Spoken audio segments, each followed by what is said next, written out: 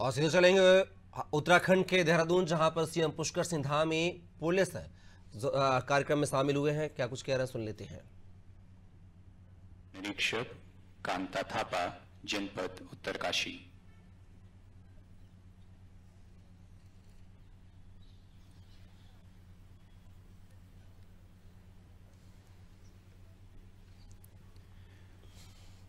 इसके पास सादर आमंत्रित परिजन मुख्य आरक्षी 29 नागरिक पुलिस गणेश कुमार, जनपद उत्तरकाशी के परिजन। हम आज वीर शहीदों को सम्मान कर रहे हैं और स्वयं भी गर्व की अनुभूति पा रहे हैं। इसके पश्चात सादर आमंत्रित परिजन शहीद आरक्षी 106 सशस्त्र पुलिस गणेश कुमार, जनपद उधम सिंह नगर।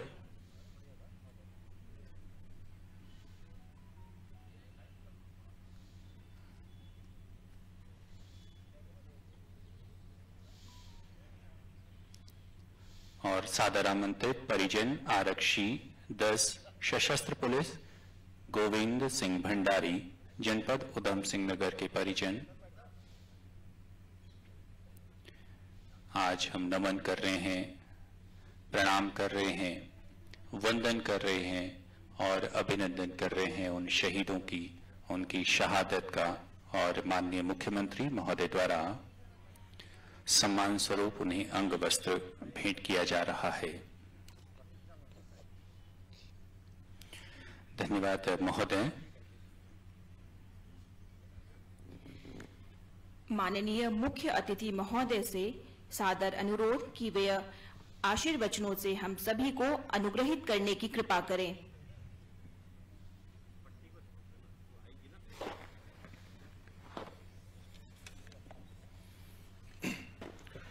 भारत माता की, भारत माता की। पुलिस स्मृति दिवस के अवसर पर आज के इस कार्यक्रम में उपस्थित हमारे राज्य के पूर्व मुख्यमंत्री और पूर्व राज्यपाल श्रद्धेय कोश्यारी जी, हमारे पूर्व मुख्यमंत्री और भारत सरकार के पूर्व मंत्री आदरणीय डॉक्टर रमेश पोखरियाल निशंक जी, उत्तराखंड सरकार में मेरे साथ मेरे सहयोगी मंत्री आदरणीय गणेश जोशी जी, आदरणीय डॉक्टर धन सिंह रावत जी, हमारे वरिष्ठ विधायक आदरणीय मुन्ना सिंह चौहान जी, आदरणीय विनोद चमोली जी, आदरणीय सविता कपूर जी, जिला पंचायत के अध्यक्ष मधु चौहान जी, मुख्य सचिव राधा रतूड़ी जी, महानिदेशक पुलिस अभिनव कुमार जी, अपर मुख्य सचिव आनंद वर्धन जी, सुधांशु जी एवं हमारे सभी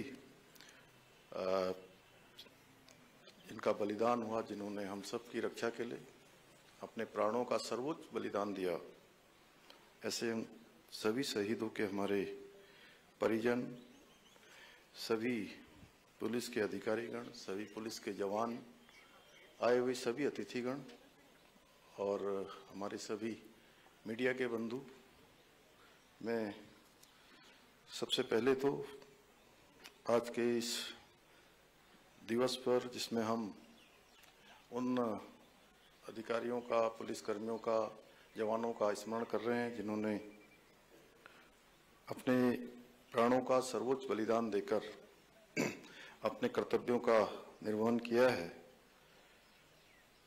इस अवसर पर यह दिन हम उन्हीं को समर्पित करते हैं जिन्होंने देश की सुरक्षा के लिए अपना सर्वोच्च बलिदान दिया।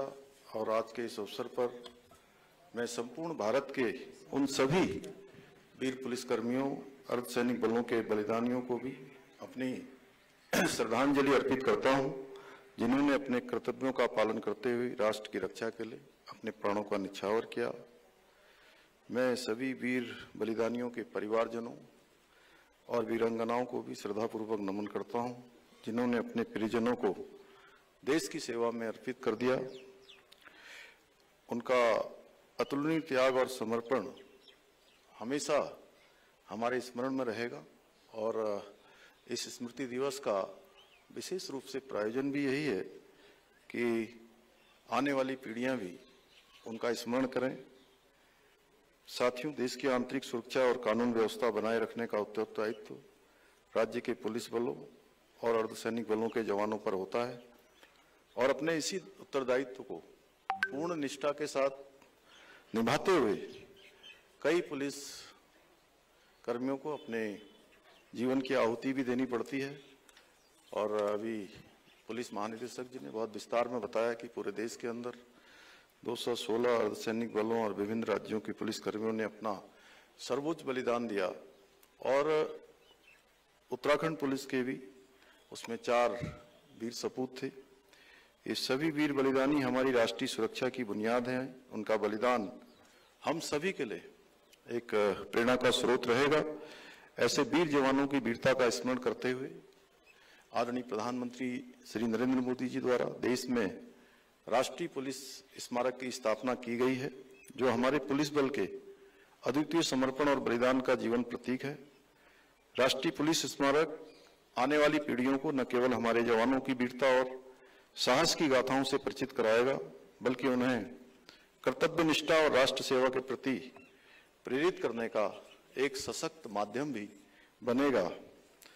पुलिस स्मृति दिवस का दिन न केवल हमारे वीर जवानों को श्रद्धांजलि अर्पित करने का अवसर है, बल्कि आज का दिन हमें यह भी स्मरण कराता है कि हमारा पुलिस बल अपनी कर्तव्य निष्ठा, साहस और अद्वितीय समर्पण के साथ प्रतिदिन अपने दायित्वों का निर्वहन करता है।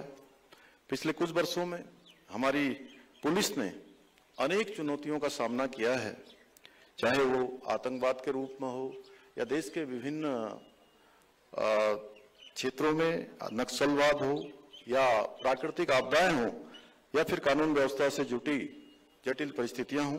हर परिस्थिति में हमारी पुलिस ने अदम्य साहस और वीरता, विवेक का अभूतपूर्व परिचय दिया है। साथियों, हमारे राज्य की अंतर्राष्ट्रीय 2 सीमाएं नेपाल और चीन से मिलती हैं, वहीं अंतर्राज्यीय हिमालय और उत्तर प्रदेश से भी जुड़ी हुई है। इसलिए हमारा प्रदेश भौगोलिक और सामरिक दृष्टिकोण से राष्ट्र की सुरक्षा के लिए अत्यंत संवेदनशील और महत्वपूर्ण राज्य है। ऐसे में हमारे राज्य में शांति और सुरक्षा को बनाए रखने में हमारे पुलिस कर्मियों की भूमिका और भी महत्वपूर्ण हो जाती है। मेरा मानना है कि किसी भी राज्य की पुलिस व्यवस्था उस राज्य की सुरक्षा और समृद्धि का एक अभिन्न स्तंभ है। हमारे राज्य की पुलिस भी सेवा की भावना के अनुरूप कार्य करते हुए शांति, कानून व्यवस्था बनाए रखने के लिए अनेक चुनौतियों को, जैसे नशा, साइबर क्राइम, महिला अपराध, यातायात व्यवस्था, चारधाम यात्रा, भूस्खलन, कांवड़ यात्रा आदि का प्रबंधन करती है। इस वर्ष भी जैसा अभी बताया गया 4 करोड़ और 40 लाख से अधिक श्रद्धालुओं का आगमन हमारे चारों धामों में हुआ है। इसके अतिरिक्त भी अनेक स्थानों पर देश और दुनिया के चाहे पर्यटक हो, तीर्थयात्री हो, श्रद्धालु हो, हमारे राज्य में आते हैं और राष्ट्रपति जी, उपराष्ट्रपति, प्रधानमंत्री जी समेत अनेक हमारे महानुभाव, उनके जो प्रवास होते हैं, उनके कार्यक्रम होते हैं, उसको भी सफलतापूर्वक संपन्न करवाने का काम करते हैं।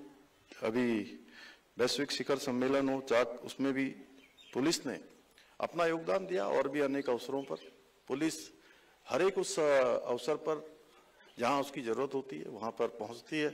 उसके लिए मैं उनकी बहुत प्रशंसा भी करता हूं। हमारा राज्य लगातार प्रत्येक वर्ष प्राकृतिक आपदाओं का सामना हमको करना पड़ता है, लेकिन हर बार पुलिस ने अपने साहस से, त्वरित कार्रवाई से इन चुनौतियों का डटकर मुकाबला करते हुए बहुत सारे लोगों की जान बचाने का भी काम किया है।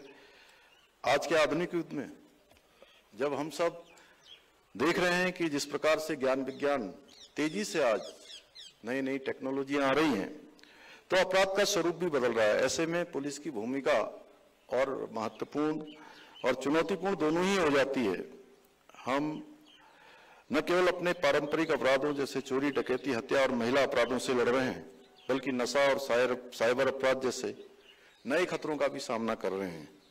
हमें इन चुनौतियों का सामना करने के लिए भी एक ठोस योजना बनानी होगी। साथ ही जो नशा है वो आज हमारे लिए एक बहुत ही गंभीर खतरा बन चुका है। यह न केवल हमारी युवा पीढ़ी को प्रभावित कर रहा है, बल्कि इसके दुष्परिणामों को हमारे परिवार और समाज को भी सहना पड़ता है। इस समस्या से निपटने के लिए सरकार ने राज्य पुलिस की एक त्रिस्तरीय एंटी नार्कोटिक फोर्स का गठन भी किया है। इसके माध्यम से हमने ये संकल्प लिया है कि 2025 तक हम देवभूमि को ड्रग्स फ्री देवभूमि के रूप में स्थापित करेंगे और इस नशे को जड़ से उखाड़ फेंकेंगे। मुझे बताया गया कि हमारी फोर्स ने अभी 1100 से अधिक नशे के सौदागरों के खिलाफ कार्रवाई की है, जिसमें लगभग 23 करोड़ रुपए के नारकोटिक पदार्थ भी बरामद किए गए हैं। आज के डिजिटल युग में जब हर व्यक्ति इंटरनेट का उपयोग कर रहा है, साइबर अपराध एक तेजी से बढ़ता हुआ